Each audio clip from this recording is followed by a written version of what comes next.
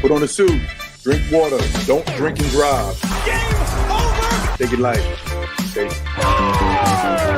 Now you're more fluent. He's got three! Up, Bears. So this is really good right here. Absolutely. Let's do it. Yeah, well, Coach Mo over here, you will see, and he looks familiar. I am not Ricky. A lot younger. A lot. Am I? I don't know. I look younger. I am younger. I don't know if I'm a lot younger. How old are you? You never ask him. No, I'm 67. You always ask a guy how old he is. Come on. I'm see, because I lie. You got an ego. You got a. No. I lie. What I do is I add 10 years so that people say, "Wow, you look really good for your age." Yeah. You know, people ask me how tall I am all the time, and I either add or subtract inches, and they never believe me anyway. I'm 7 foot tall. No, you're not. Why did you ask me then? What am I then? You tell me. Are you? Well, hold on. Are you actually what are you actually? I was 7 foot. I'm probably about 6'11" now. After no, you do. That's true. You do shrink when you get older. But now, did they measure you? Shoes on, shoes off?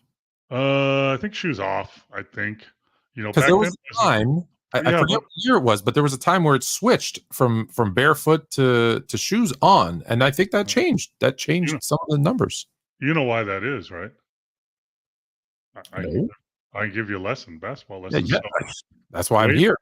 Way back, Tony, way back in the day when I played in the NBA, most players had about 2 choices of shoes, and they're pretty much the Converse or the Adidas and then Nike, and you had probably a half inch of rubber underneath on the padding, about a half inch.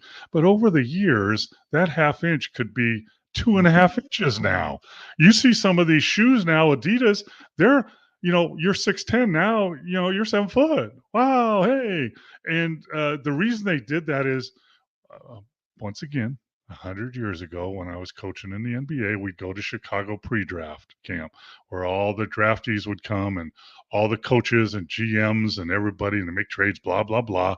And the most important day was when the heights and weights came out, because they measured without shoes on. So you found out that Danny Manning wasn't 6'11", he was 6'9", really. And the other thing is, I want to measure me against everybody else, not a regular me against 2 more inches in your shoe, Tony. So that everyone with their shoes, people don't play with their shoes off. Yes, we know that. But if I'm comparing everybody, how tall you are to everybody else in the combine, I want a means. I want, something where there's, okay, shoes off. This is what you are. Shoes on.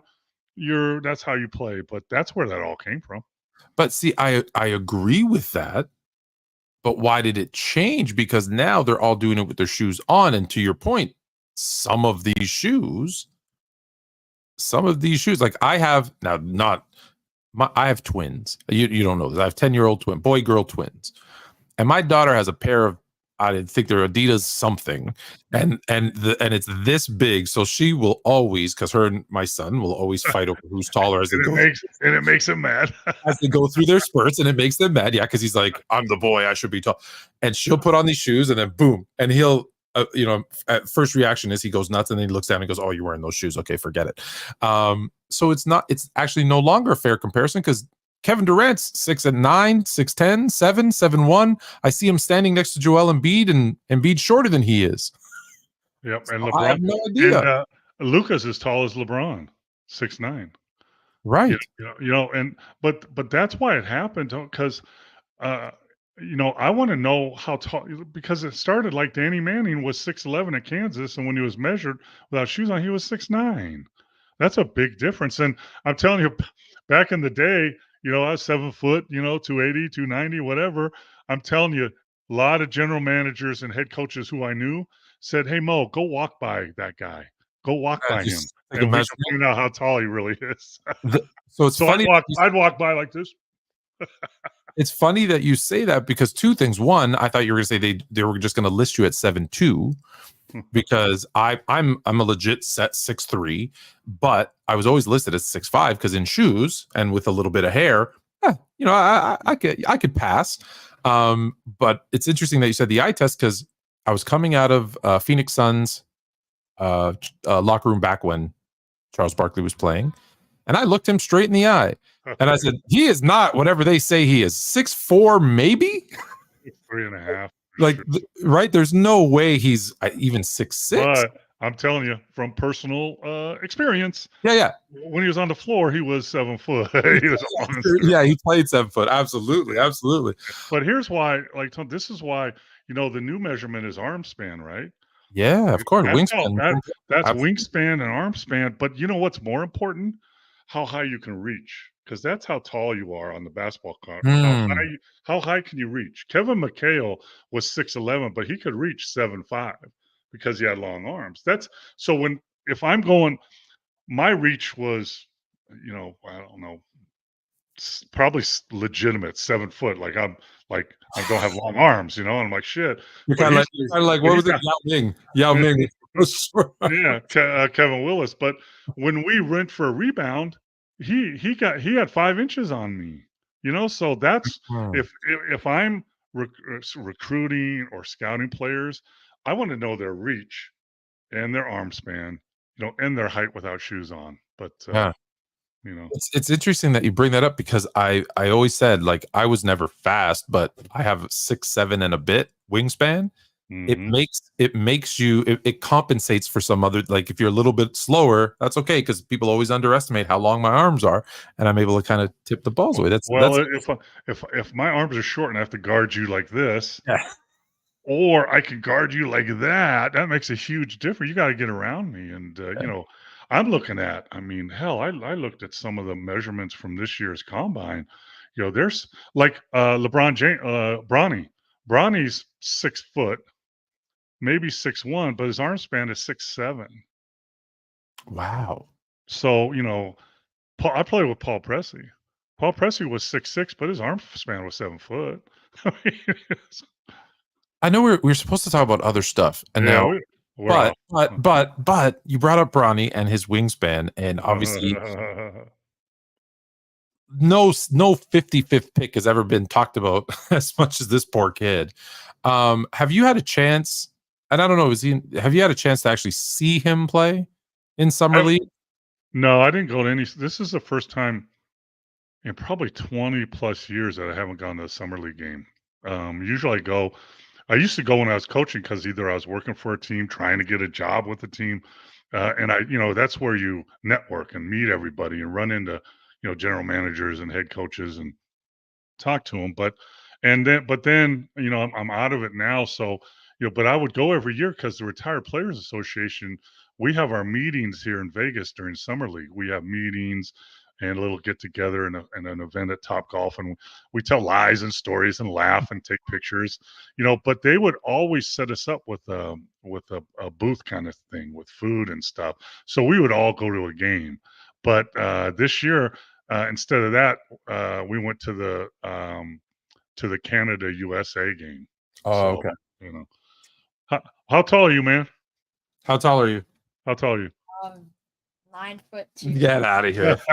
Put your shoes on. Your sister's taller than you. He said your sister's taller than you. He's shaking his head. Yeah, it's bedtime. It's bedtime. But here's the other thing, Tony. Like Bill Walton, never rest his soul, man. That was a hard hit this year, losing Bill. But hey, hi, good night, honey. It's not Uncle Chill. She thought it was. Yeah. Sorry. That's okay. I know who it was. Oh, you knew who it was? Yeah. Oh, okay. You like the Bucks? Oh, the Bucks is your favorite team. Yeah. You used to play for the Milwaukee Bucks. No. Yeah. Good night, honey. Wait a minute. There we go. Oh, look. Champions. It's got the Bucks. Damn. Yeah. Bucks champion. But so Bill never wanted to be 7 foot, because that was a freak. So he was always 6'11". And I swear, Bill was an inch taller than me. I was legit. I was seven without shoes. I was 7 foot and a quarter inch. And Bill was taller than me. But it's just funny how that. I never understood that fascination or that uncomfortableness with with height. Like even Chill, my co-host, the Jermaine Womack, who's the Chill and Fluent and Chill.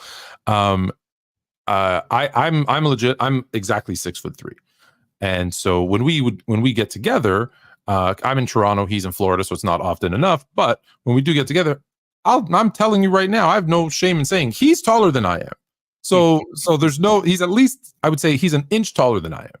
And I said, "You're 6'4". It's okay. Be 6'4". He says, "Nah, man. 6'3" is good." Yeah, that height. But I mean, you come around my house. My sons are 7 foot and 6'8". So Yeah. Oh, listen. I once had we're going way off topic now.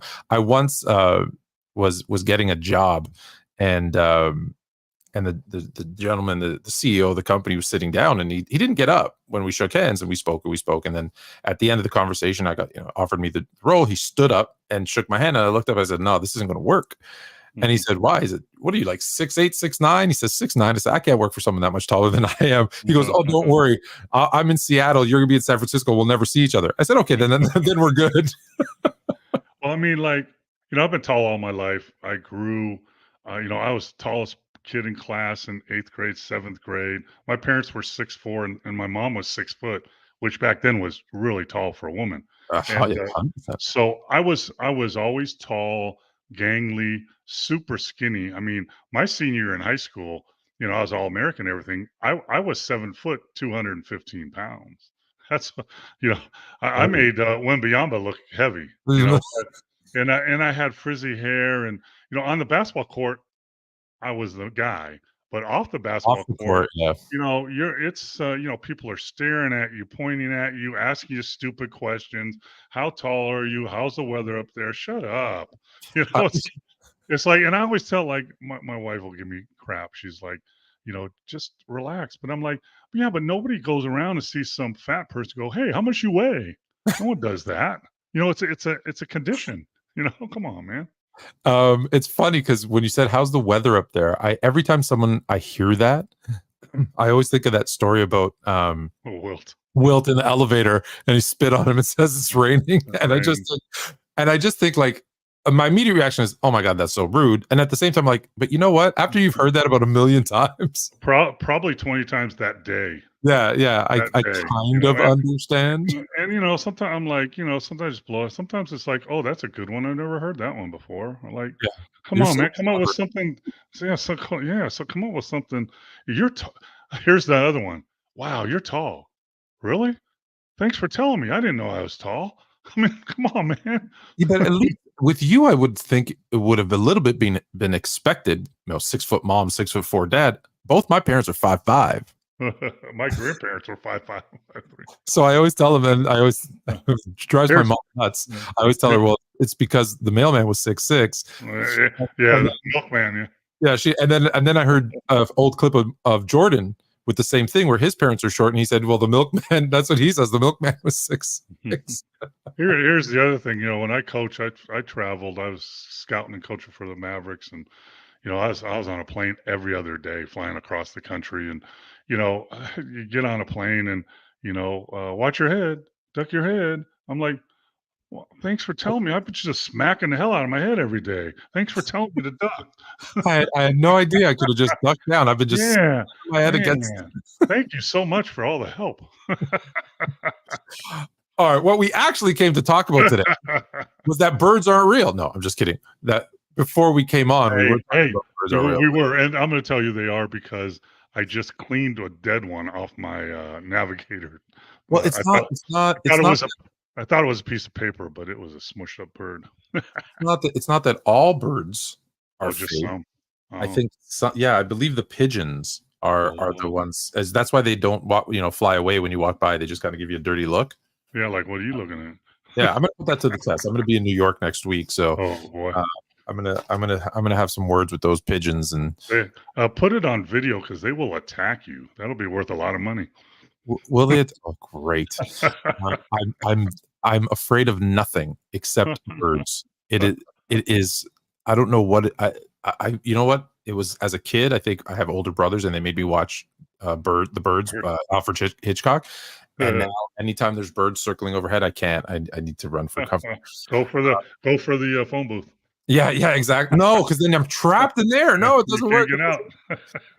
You mentioned you didn't go to summer league, but you did see the Team Canada, Team USA game. Yeah, and I saw Team USA practice. Steve Kerr's a really good friend of mine, and every year that they've come here, they've let me bring my two sons, and we get to watch practice, which is awesome. So I saw them in practice, and on the floor, but they didn't have much, warm up before they started games. But is Team USA in trouble? They could be. And the reason I say that is because I just watched them almost lose to Germany, who, by the way, is a really, really, really good team. Germany, for you basketball fans out there, won the World Cup last year. Germany won. Germany won. Canada was third. Serbia was second, and Canada. So USA didn't even get a medal in that because they sent their JV team. Because back in the day, you could send the JV team, and here's the JV team. Ant-Man, Brunson, Halliburton, Josh Hart, Portis, Reeves, Bridges. I mean, they're all good players, but it's still a talented team. But they're not good enough to beat European teams or international teams anymore. They're just not. And the problem with Team USA, in my opinion, I kind of shared with Steve a little bit, but not much. I'm not overstepping my bounds, but they unfortunately play like superstars a lot of the time. And if you're a superstar in the NBA, you can make a lot of mistakes and not get yanked out of the game and keep playing and have a chance to recover. You can shoot up, a brick and a bad shot, and you're going to get 3 more shots to make up for that. You're going to turn the ball over, make a stupid pass, but you're going to get a chance in the next minute or so to make another good pass. As a backup, like I was for 12 years, if I took a bad shot or made a bad pass, I'm on the bench. So, and the Team USA plays like that. Now, they're not playing selfish. They're playing too unselfish, I think. They're making an extra pass when they shouldn't. But they're turning the ball over. I think I counted 14 to 16 turnovers against Germany today. And here's another thing for basketball people out there. In FIBA basketball, they're only 10-minute quarters, 40-minute games, but they go really fast. And if you turn the ball over and you miss a couple shots, there could be a 12-0 run in less than a minute in FIBA basketball. FIBA teams don't think about the shot clock. They're not running a lot of sets, and you can lose a 20-point lead in 2 minutes. It happens all the time. And it happens when you be sloppy with the ball, overpass, make a silly pass. They go down, knock down the 3. I saw it today in Germany. Bad pass by Curry, go down, knock down the 3. Block shot by somebody, go down, knock down a 3. And now you have a game. And, the teams they're coming up against, nobody's afraid of USA basketball anymore. Serbia's not afraid. Germany's not afraid. Canada's not afraid. France is not afraid. Spain is not afraid. I can keep going and going. Apparently, Sudan isn't afraid either. They're not because, they've grown up. A lot of those Sudan players have played in high-level Europe and played, like 3 of them are on NBA rosters. So they've seen these guys. When the original Dream Team went to play in the Olympics, nobody on any of those teams ever saw Michael Jordan in person. Never. They never saw. They were like in awe, and they were talented, a great team, but not anymore. And these teams now have guys that are experienced in NBA. Canada has 8 NBA players on it. Germany has 6. So they're not afraid. And what they want to do is knock USA off because if they can, they make a name for themselves in their home country. And that means a lot to these people. Mm-hmm.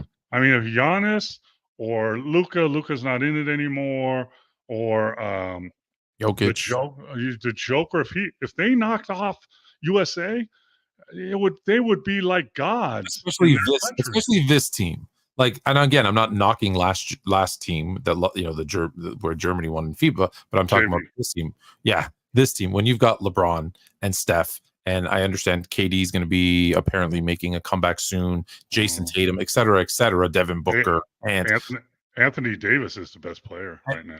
Anthony Davis is, I think, the best two-way player. Absolutely. Yeah. But the fact that you need I was going to exaggerate his age, a 40-year-old LeBron James or a 39-year-old LeBron James to really to take over in the last couple of minutes and win these games. That's why I asked the question, right? Are you nervous because there's so many things going against them? You brought up superstars.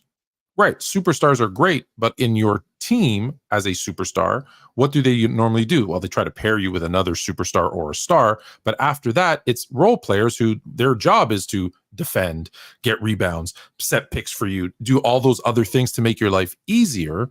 Well, now you got a bunch of guys who are used to having other people do that stuff, and they're going to be asked to do those things. Yeah. Can you imagine Joel Embiid just being a guy who's setting a high screen so that AD can dive or Steph Curry can pop and get an open three? Like he has to do it, but he's not used to doing that. Yeah, but he's used to setting a pick, rolling, and making a play. But not a selfless act of I'm just doing it for two other people to be, But that's why everyone went crazy. Well, Kawhi's out, so Jaylen Brown. You got to bring in Jaylen Brown. Why? You got Booker, you got Curry, you got Holiday. Guess who you bring in? Derek White. Who? Guess what he does? He does the unselfish stuff. When you watch the game now, when it's going smooth, he's making the plays. He's rebounding for a guard, bringing it down, making a pass. He's playing really good defense. He's making unselfish plays. You don't need another superstar. You got too many. You can't even play them all. Halliburton didn't even play this today. He didn't play. And that's with KD not even playing. Well, listen, Halliburton shouldn't be there. It should be Jalen Brunson, but that's a different conversation. Yeah. But I mean, Derek White, perfect fit. Great. Did all. Perfect. I agree with you that the fit is there. I was asked to make a case for why Jaylen Brown should be there. And I said, well, if you're replacing Kawhi, you weren't expecting Kawhi to do what you're now going to expect Derek White to do. So I said, Jaylen Brown deserves it. I have a hard time having a team that has Drew Holiday, Jason Tatum, Derek White from the Celtics, and not the Eastern Conference and Finals MVP on it from a deserving. Well, not from a fit, not for a fit. Curry, Holiday. You got to think of the whole roster and you only got to play 9 guys. So, and guess what? I was at practice. Kawhi wasn't going to play. He wasn't going to play. Was he not? He looked like he was in really good shape. He was, but he wasn't going to play. He's not in the rotation. Everybody can't be in the rotation. And guess what? If KD comes back, someone else that's playing is not going to be in the rotation. So who's going to accept not being in the rotation and be a good guy and go play 3 minutes every once in a while and make a shot? That's mentality. But okay, so let me ask you that question. Who's going to be that guy? Derek White. Then why bring him if he's a fit for the team, but he's not going to play? No, he'll play his 2 or 3 or 4 minutes. Oh, okay. So you're saying he'll accept the 2 or 3 minutes more than a Jaylen? No, he'll be happy. He'll be happy. So here's, so if you ever tried out for one of my teams, Tony, I met the team before every training camp, and in the G League I got 10 spots. In Canada I got 12, whatever. But say it's in the G League, and I said everybody down. We got 18 guys in camp, and I look at them and say, hey guys, I'm not looking for the 10 best players. Right. And they all look at me like I'm crazy. I'm not looking for the 10 best players. I'm looking for the 10 guys that make up the best team. Right. So guess what? I might cut you and you might be better than someone I keep. Sorry. That's the way it is. I have that argument every day because when we talk about this, they say, oh, the world has caught up, to the US. And I'm kind of stuck in this limbo where I say, well, yes and no. And they go, what do you mean yes and no? Look how many NBA players are now playing right on these teams. And I go, hold on. Because it's always 92, right? That's the one everybody brings up. I said, but if you go back to 92, there was talented players. Like if you look at Yugoslavia, I believe, had Dino Raja, Toni Kukoc, and I'm forgetting somebody else. And Drazen Petrovic. Those are 3 NBA guys. No question about it. So they had guys who could have played in the NBA, but for whatever reasons, contracts, the way people looked at European players back then, they didn't. But my point was, the reason now you look at the Team USA and I say, talent-wise, there's no more than 2 players on any other team that could crack this Team USA roster talent-wise. But I said, what the other parts of the world have figured out, you might find 3 on one, but we went through this the other day. So I'm pretty confident, 2 guys that could crack the roster based on talent and skill. But what the other countries have realized that the US still struggles with is what you're talking about, team. I don't want the 12 best US players. I want the 12 guys that are going to make up the best team, which I actually really like Drew Holiday being there, because a perimeter defender who doesn't need to have shots but can make shots when he needs to, et cetera, those types of things.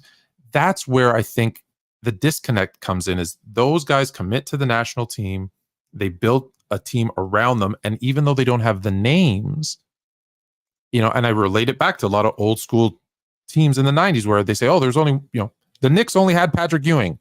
I said, yes, but the Knicks had a team that was built around Patrick Ewing, and the things that, Charles Smith or Anthony Mason or John Starks, or Derek Carr, the things that they did to make that unit better, the collection of the parts is more important than the stars.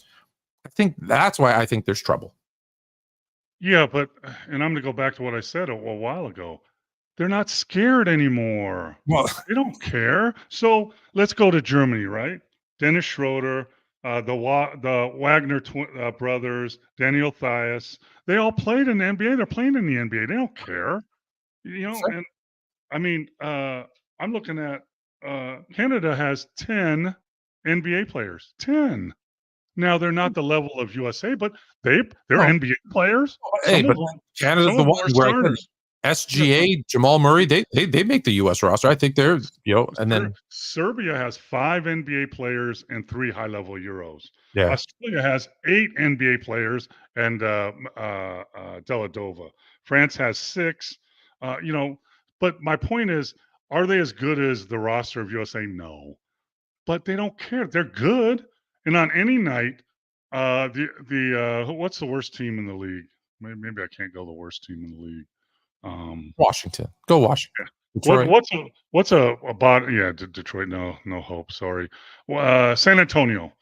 On a given night in an NBA season, San Antonio could beat the Boston Celtics. Yeah, I'll give you my team, Toronto. Yeah, they could. Right? They don't. So any of those teams could, and on any given night, and that was actually a good point too. It's one game, and that's what Euro basketball has caught up with. And the other thing is, USA basketball. Watch these games. Euro basketball teams post up everybody.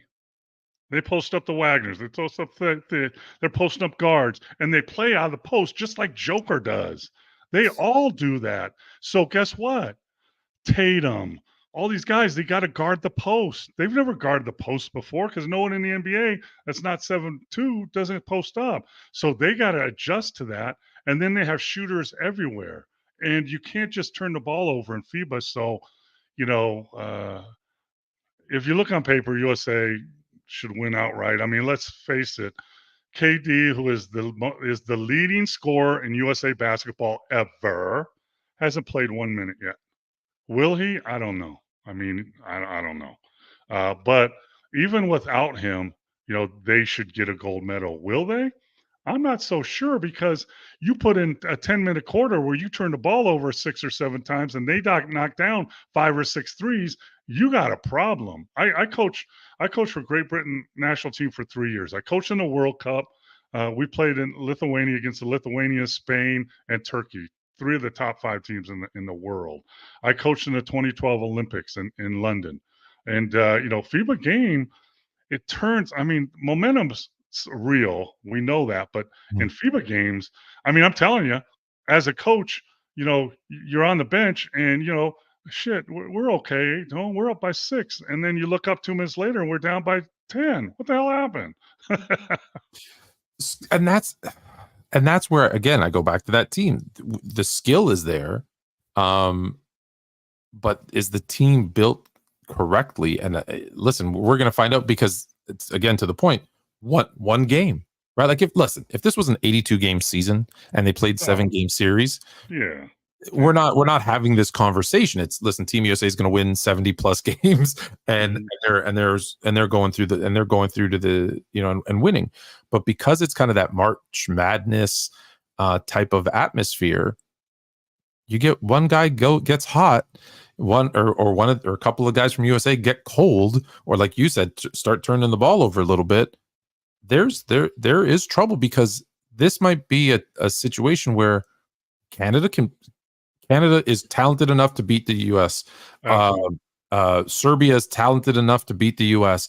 Germany just showed that they can hang with the U.S. So if all of these games that are 5-point games, one little run at the end, a couple of missed turnovers because it's one game, and you get that, you know how it is when you get confident, right? I always say my favorite time to shoot was right after I made a shot because now everything's going to fall.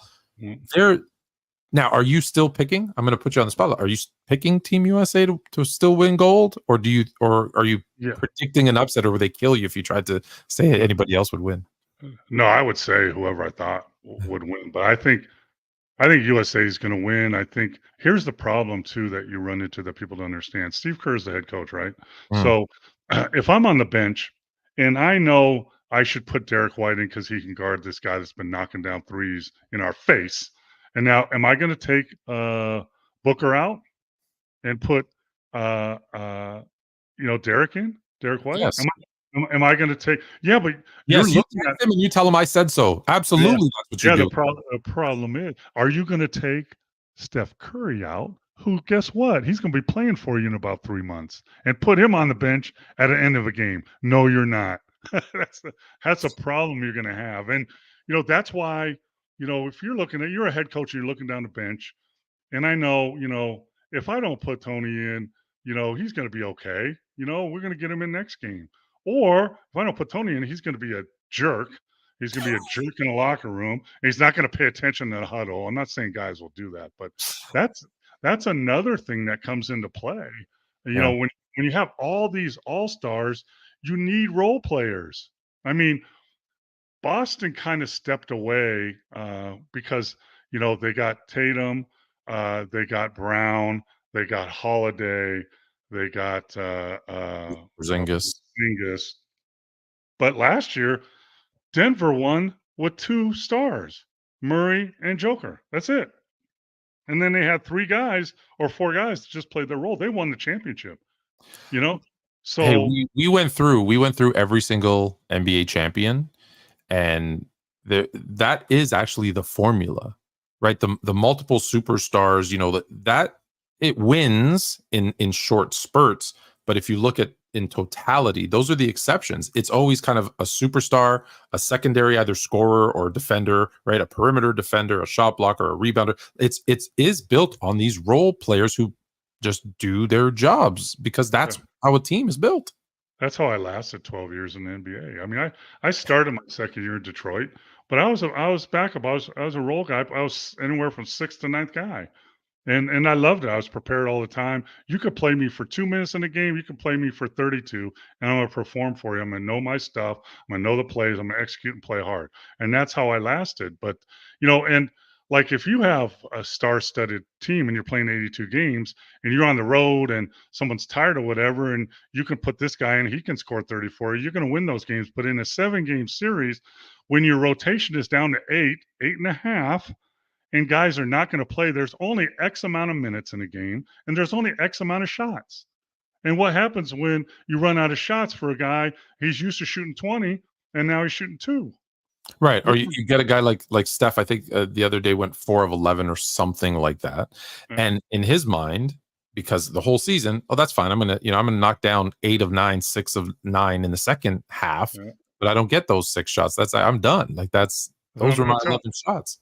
Like I watched the game today, and I think in the 3rd quarter, maybe in the 4th, and Booker came in, and he made a nice drive, got hit, threw up a floater, and it went in for an N1 at a big part of the game. He scored 4 points. He got 2 shots. So I'm thinking, in my coach's mind, I need to go talk to him now because he's sitting in that locker room going, "What the hell, man?" Or do you have the do you have the conversation, like, I don't know, that you and Steve Coach Kurt talked about this, but do they have the conversation ahead of time and say, hey, guys, like, you're not going to get this. They have that in the meetings before, but Yeah. like in these friendly games, maybe Halliburton didn't play because he was scheduled not to play, because you don't show all your cards in these friendly games. A lot of teams throw games in these friendly games. I'm surprised that teams are playing teams that are in their pool play in the Olympic, because usually you don't do that. You don't want to show your key defense or anything in any of these games, but but at that point it needs to be set. I'm going to play who I'm going to play, but at the same time, you have high level assistant coaches like Spoelstra and Ty Lue, and those are the guys that Steve Kerr is going to rely on to, hey, go, they're going to be over there talking to Booker or hey, man, nice move, man. We're going to need you. I'm telling you, we're going to need you. Pool plays, we're going to need you. Those are the assistant coaches that are valuable. And when they know how to do that, because you get one little problem in a locker room, you can have 10 problems within 2 days, because everybody feeds off that. I don't think this seems like it's a team made up of guys that just want to win, but at the same time, they're all human. They all have egos. They're all superstars, all of them, except Derek White. Well, let me ask you a question about one of them then.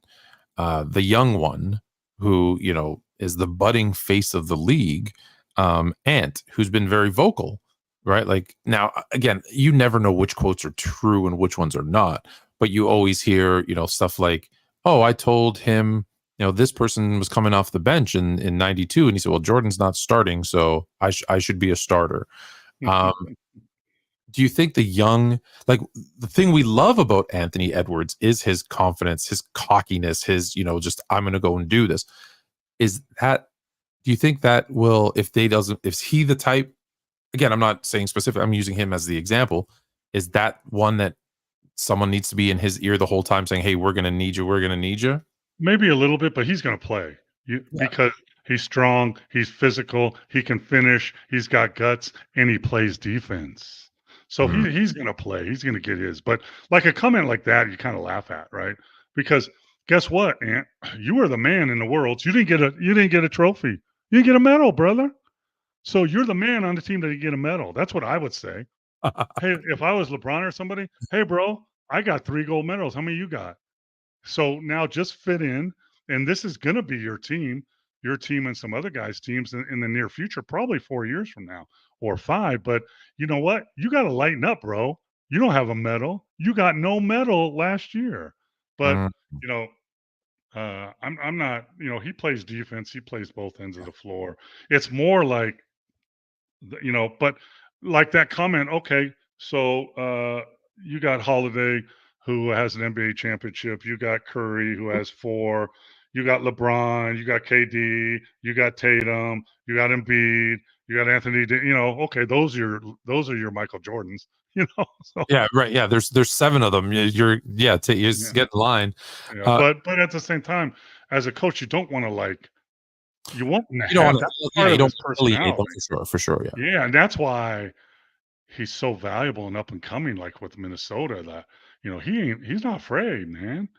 And it's the old saying, right? Because he talks a lot. I play with some guys that talked a lot. Michael Jordan, Magic, this guy named Larry Bird. But you know what? They could back that stuff up. So you're like, yes, sir. Okay. So I have 2 questions. One about roster, one about rules. Let me start, since we've been talking about the players, let me talk about rosters. So we had talked about too many superstars and the need for role players and et cetera. So I had a conversation about the possibility of saying how the European teams do it. We're saying, hey, this is our core. So we're going to pick, I don't know, Tatum and like the 3 or 4 of the younger guys and say, you're the core that we're going to build this around. And now we're just going to start kind of funneling in younger or older, whatever we need, kind of role players. Is that something you could see happening with Team USA, or is it more of what's been happening where it's always just kind of, we're going to throw teams together? Because you talked about not showing their hand and their plays and their defensive sets. Every time I hear a Team USA coach talk about it, well, we don't really have that many. We kind of have 1 or 2 kind of basic things, but we don't really implement a lot because we have no time to practice. Yeah, I mean, I watch practice. They have rotations, defensive traps, cutters. They have all that stuff, but they all know it. It's Yeah. basketball 101 to us. I mean, Yeah. it's just natural. If I'm here, I do this, that. But to answer your question, that's what European teams do. They Yeah. build through their junior system. I mean, when I was in Great Britain, I coached the 18 and unders in Bosnia. And those were the guys that were supposedly coming up, and you keep an eye on them and you work them into your system. And that's how Spain does it. That's how France does it. So, you're not in Europe, you're not playing AAU. Your son and your daughter that I met earlier, they're in a junior program of the local club, Yeah. wherever that club is, and then they get noticed on the national level. Okay, we want you for our 14 and unders. So 2 weeks out of the summer, you're going to come train with us and play some friendly games, and then you go to the 16 and under, and now your group gets smaller or expands, and then you're an 18, and now you're on our national team. That's how Right. it's done. Oh yeah, USA, 100%. Yeah, you hear yeah, the story. I think it's Goran Dragic who tells the story about a young Luka when he was like 14. I think his dad brings him in and he's playing with the team and he doesn't look out of place. And that's when you kind of knew, okay, yeah. the and kid's and and special, right? the, and they're running the same systems. They're Yeah. running the same plays, the same defensive. They're tweaking them. So when you get a 14-year-old that turns into the 16-year-old that turns into the national team, you're not teaching them much different. Right. Maybe your wording's the same, everything's the same, how you guard. So it's a process. In the United States, I think it's too late for that. It's too Yeah. disjointed. It's like our country in general. You got AAU basketball, and then you got college that's ruined by the transfer portal and NIL money now, and then you got the NBA with guys making 50, 60 million a year, and there's no way they can come together because the NBA is not going to listen to USA basketball. You know, Right. they get along, to bring this team together every couple of years, because they have relationships, but it's just not done like other teams. So, in a perfect world, that's how we would do it. We would, grow players, it wouldn't necessarily have to be NBA player, great college player or something. Okay, you're going to be our 7 foot rim protector, or you're going to be our knockdown zone breaker. So do you think there's no chance that they create like a national program to at least be Huh. that just ever happens? Just it's too, because of, Yeah. like you said, it's too disconnected, too disjointed. Yeah, there is a national program. They have No, one. no, but I mean that. They have 14s and unders, 16 and unders. Their 18 and unders went to some tournament somewhere and beating teams by 80, right? But those countries they're playing aren't the high level. And most of if they go to a country and play when they're 16 or 17 and they're playing the 18 and unders, all the best players in that country are not there. They're playing on their pro teams Right. at 17. They're playing on their pro teams. They're not playing in the 16 and under. But I just don't see with AA. There's too many AAU, college, USA basketball, NBA. Yeah. Well, and don't forget, in some of them, not as much, but there's the G League pulling some over there too, because before the NIL, I think G League made sense to make a little bit of money. But Yeah, they did it here in LA, in Vegas, and they had the Ignite for a couple of years, and so you could come. It was before NIL money. You could come, and we'll pay you 200,000 to 300,000, and you don't have to go to school. You right. travel, you play pros. That was the mentality of what something like that could. But that's done for the specific team. Yeah. So the Clippers have their G League team. The Lakers have theirs. Toronto has theirs. They don't care. Toronto doesn't care about the Clippers. It's not one Right, collection. not one collection for sure. Yeah. So it brings me to my last question, and then we're going to move on to something else. But so the FIBA rules are different than the NBA. Do you think, how big of a role does that play in creating the competition at least being closer, or do they just adjust fairly quickly? The rules aren't as dramatic as you think. Like, you think that one of the main rules that's different in FIBA than in America is the goaltend rule. Yeah. Once it hits the rim and bounces up, you can knock it off or dunk it in. Right. So you think, wow, that's great. And we used it. I coached in the G League for 8 years. We used that rule. I love that rule. NBA should have that rule. But I think the NBA is the only one that doesn't have, Yeah. like, I coach up here and we play everything by FIBA rules. Yeah. And at least this is what they teach us is, other than the NBA, everybody else plays with pretty much the same rules. college. Doesn't either. Yeah. So, but you know what? You've coached then. Even when we did into G League, we had great athletes, NBA players. That only happened 1 or 2 times a game, maybe. It never happened. So Hmm. big time, big rule. It did affected a game where we actually moved on in the championship round because a guy missed a free throw and it bounced off the rim, and one of our players got free and tipped it in for 2 points. There you go. But so that rule is I don't think it.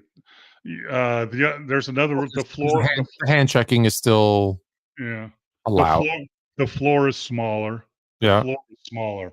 It's shorter and it's thinner. And Yeah. the NBA line is 3-point line is shorter. But that doesn't matter because guys shoot the three from Yeah, wherever they Yeah, want anyway. that's They don't true. even look at the line anymore. So that doesn't have the effect it used to.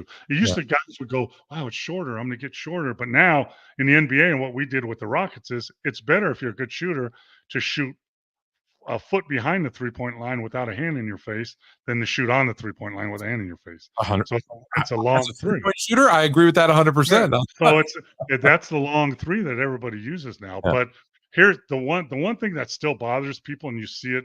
It probably caused 4 turnovers today is the traveling rule. Traveling. Yeah. Yeah, because in basketball, I can swing through and take a step and then dribble and get to the rim. That's okay. In FIBA, I can't swing through and I have to put it on the floor Yeah. before I move my feet to go. And that's the one, even at practice that I saw the other day that Steve was doing, just that drill catch, put it on the floor, go catch, put, because that's a hard one to break because in the NBA or college, you can swing through and stretch the ball out and get to the rim. But you can't do that in FIBA. It's a travel, but more than a travel, it's a turnover. It's and a that, turnover. we Yeah. just And talked about that, you know. and that So, listen, that's a tough one. So I'll do a little brag on my son. He plays 2 years up, and that's the biggest problem is those kids watch the NBA. And mhm. so they see that move and they do it, and every time they get called for a travel, and they're like, I hate that they do this, by the way, and they throw up their hands. What do you mean? No, no. I'm like, hey, don't argue. But we keep teaching you you're not allowed to do that at this level. Yeah. But it's so hard that it's not the same because you can't do but it. Wait a few and years to be able to do it. Yeah, but that's a part of the why it's not. If you go to Spain or they're learning that they're playing that way when they're 14. So Yeah. that but in US, I trained players for a long, long time. And the swing through move was one of the most moves you had to do: swing through, spin back, all that stuff. And because you use it in the G League, you use it in college, you use it in the NBA. You know what though? You didn't used to be able to use it in college. You can now. They used to call traveling a lot more. But and we talked about that though. So let's see. We throw the ball away 6 times. We bumble it out of bounds 4. That's 12, and then we travel 5. That's 17 turnovers. Ooh, that's a problem. It gets ugly pretty quick. Yeah, my bad. My bad. We now I'm on record as picking Team USA to win gold. But it's also expected, I think. Do you think are they in a no-win situation? Like if they win gold, everyone's like, well, duh. You should have. And if they don't, it's huge. But I think from I think we agree here. Tell me if I'm wrong. I'm not even saying might be. This is the most talented Team USA team we've ever seen. Or do you agree, disagree with that? I'm a Dream Teamer 1 guy. I mean, even though Bird was hurt, you had Jordan and Magic and Karl Malone and Patrick, all those guys, Chris Mullins. But this is the most talented one in a long, long time. What really puts them over the top is if KD is healthy, but he hasn't played. If he was healthy and playing, no question, probably better than the first Dream Team. Yeah. With Now, KD let's be clear. When we say that, we mean talent and skill. I still don't know. I still got my money on the first one winning if they actually played a game. Well, it depends on what rules you play by. The little foo-foo rules we use now, flagrant 2, or the rules where no layup rule, like when I played. Yeah, I don't like that rule. So if they win, will there be a conversation though that this is the best team ever, or do they have to dominate? Dominate helps. Win, it'll put them right up there. I mean, Yep. I mean, I just like when you go through their roster, I mean, besides Derek White, who they added, I mean, Kawhi Leonard was MVP of the league, right? MVP of the Yeah, finals. You yeah. know that he stepped Two-time out. Finals MVP. I mean, Absolutely. before you're looking at Curry, Booker, Edwards, Holiday, Halliburton, not your famous guy, KD, Kawhi, Tatum, Embiid, AD, and Bam Adebayo. Pretty damn good team. Pretty good team. It's a pretty good team. There's no Christian Leitner. Well, maybe that's Derek White. No, I take Derek White over Christian Laettner right now for sure. Still a basketball Hall of oh. Famer, Christian Leitner, though, Oh, in college? because of college. Yeah. Yeah. That's why I want to start the NBA Hall of Fame. But that's a whole story for another day. But I mean, like to answer your question, Yeah. like you know, kind of no win. You know what you have to do then? You just win. Just win. And you just win, you collect your gold and you know, smile and wave and well, you should have. Okay, whatever. Okay. You know, but if you lose, woo, that could be some problems for a lot of people. Well, this team, the men's team, hasn't lost yet. The women, however, Team USA lost to the WNBA All-Stars. That, you know, that, and it's funny. I think that loss is less concerning for that team because we said this before we came on there. That's the best team they're going to face, right? No question. I mean, the WNBA All-Star team that beat them. First of all, they were wheeling and dealing. They're going on vacation, and USA women's basketball had a couple practices, and they're trying to work through some things, all that. But talent-wise, I mean, come on, man. Let's look. Okay, USA is number one. China's number two. There's a lot of Chinese WNBA players. I think there's one. Australia is three. I think there's two in the WNBA. Spain is four. I don't think there's. Oh, there's one. Belgium is six. There's none. Brazil is eight. You know, Japan is nine. There's no. I think there's one. So it's not even. You know, if women's USA women just don't fall apart and have massive injuries and you know just you know get caught past curfew or something, they're going to bring home the gold. And I don't think there'll be a close game unless they just fall asleep. Whereas the USA men. You know, they have to play good to win a gold. Team USA might have to separate north-south for the women because the women haven't caught up. The world has not caught up to Team USA basketball. Well, let's talk because I'm in Vegas and we have the Aces and there's you know they've won back-to-back championships. They sell out. I mean, you know, but now there's a discrepancy. Well, the highest paid woman is only 250,000, and the highest paid guy is 8 billion.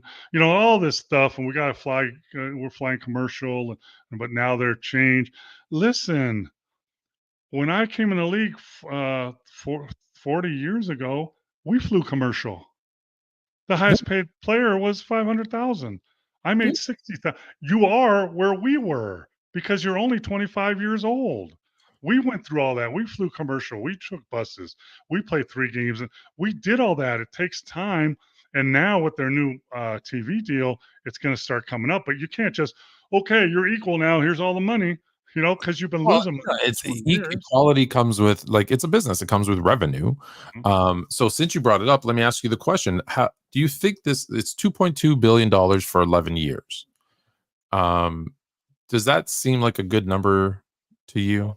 Oh, way more than they had, right? I mean, any number is better than what you had, in my opinion.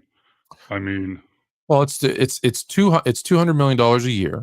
Their TV deal was $60 million a year. Last year's revenue was $200 million. This year's probably we don't have the numbers yet, but based on the growth this year, I would say at least double of 400. So I think the TV deal, I think ESPN, ABC, and Amazon got themselves a great deal. Probably, but I worked out. I'm a math guy. I'm a numbers guy. I worked it out, and as much as they want, you know, they wanted 8 or 10. I looked at. Did you lose me? No. Okay. I heard something weird. Okay, I heard something weird in my mic, and I thought maybe you lost me. 8 or 10 million. I did the math, and I'm looking at the NBA, which is about to sign 11 years, $76 billion. And granted, there's a third of the teams. They play half of the games, And when you look at average viewership, the average regular season game for the NBA is 1.59 million. The average WNBA game, great, by the way, they're up to 500,000, 625,000 viewers when it's on ABC. So I calculated it and worked it all the way down. And as much as I would have liked to give them more, my number was 4.2. So I'm looking at it and I say, well, it looks like they got themselves the TV guys got themselves a really good deal. And I compare it. I call it a Jalen Brunson deal. And by that I mean, remember when the Knicks signed him and everyone went crazy that they paid way too much, and now everyone's saying what a steal. I think that's what is going to happen with the WNBA. Everyone's so excited about the 2.2 billion, and in a couple of years, if the growth continues, which I think it will, I'm a big fan of the WNBA. I take my boys' team to watch them. I say, watch the footwork, watch the passing, because you can't dunk either. It's really it works out really well. And I think we're going to look back and say, this was a really good deal. My bigger issue here, and I know we're talking team, you're saying, well, now we've switched over to WNBA, is that because they only get 50% of the incremental revenue, it works out to only 20% going to the players, whereas every other professional league, approximately, give or take a few points, is 50% of the revenue. Do you think it's the WNBA PA that needs to really have this conversation less than the TV? I think the 11 years hurts them, right? Yeah. Because in 11 years, they're going to be farther along, but at the same time, you have security. It's like a player, right? So, you're going to offer me X amount of dollars for 3 years, but you're going to offer me X amount for 6. But in my 6th year, I'm going to be underpaid probably. So, but I'm going to be secure. I'm happy with it anyway. And I'm just going to keep going back to, where was the NBA 40 years from? I mean, that's right. Yeah. The WNBA, what was it? It was a 75-year anniversary, right? Yeah. The WNBA is 25 years old. That's 50 years. Yeah. I mean, I bet TV money, I don't think there was any in the NBA. We were on tape delay. In 80, we were on tape delay.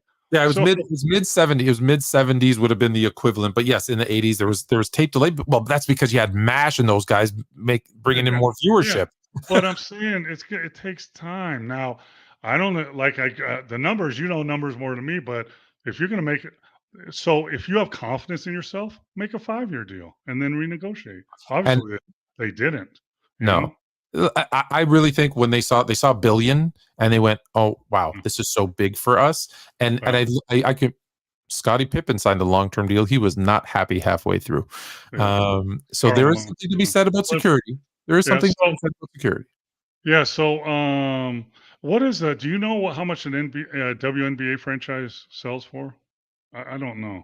Off the top of my head, no, but I could. I would say really quickly, probably 20 million, maybe 30. So an NBA team, the team that's coming to Vegas is going to be one of the highest teams at $7 billion. I mean, when Mark Cuban bought the Dallas Mavericks for I think 200 million, and he just sold it, half of it, for $4 billion. So, but that's part of that. WNBA doesn't have that record yet, So, I mean, the owner of the Bucks bought the Bucks when I was playing for them for $21 million. He sold it like 15 years later for, I don't know, 1.2 billion, whatever it was. But with that record, now we're talking. But the WNBA doesn't have that history now. Yeah, your Las Vegas Aces are the highest value team at 140 million. Yeah. The Atlanta Dream is the lowest at 55 million. Yeah. If it was 20, I'd say you and I should go buy one. Yeah, no. But no, it's a little. It's in Vegas. I mean, Vegas. Yeah, but I mean that.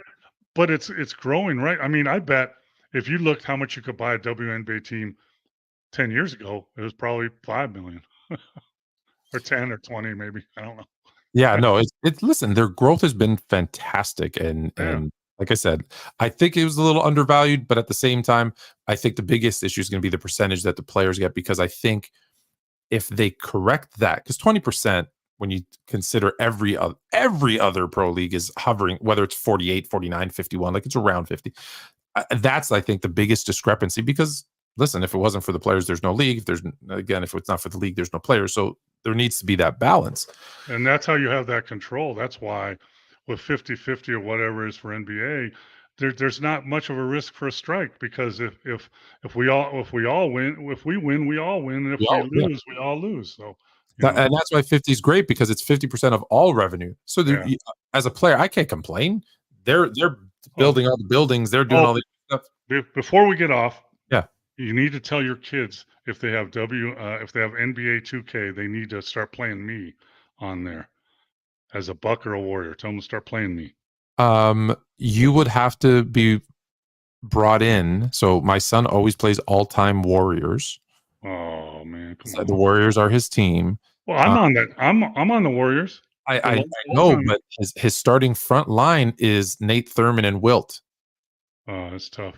Yeah, but I was a shooter, so maybe I'm better than Nate. He loves Nate. My son's is creepy with how much history he has. Like we try to quiz him and we say, hey, what are the 12 players who've won 2 finals MVPs? Tilt it just a little bit at the top. Oh, there you are with Chris Mullin. I can't tell who's on the left because of the glare. Tim Hardaway. Oh, that's Run GMC, baby. Right. You were the M, right? No, but I was the knock someone on their butt if they mess with them. I've watched the highlights. I've seen it, but he knew who you were because he knows that team inside and out. Because when he plays and where there was fatigue, you do get subbed in. You do come off the bench if that makes you feel better. But I'll tell him to play. That's my whole career. That's okay. Yeah, I'll tell him to play some more. That's why he actually he knew that we were on, and he's like, I got to come and just see him and say hi. Well, I get a little check every once in a while from that, so keep me on there. Oh, okay. Well, okay, absolutely. We'll and now we're gonna start you, and my daughter does play the Bucks as the Bucks, so I think you're gonna be starting next to Giannis next. I think I'm $85 or 86. I can't remember.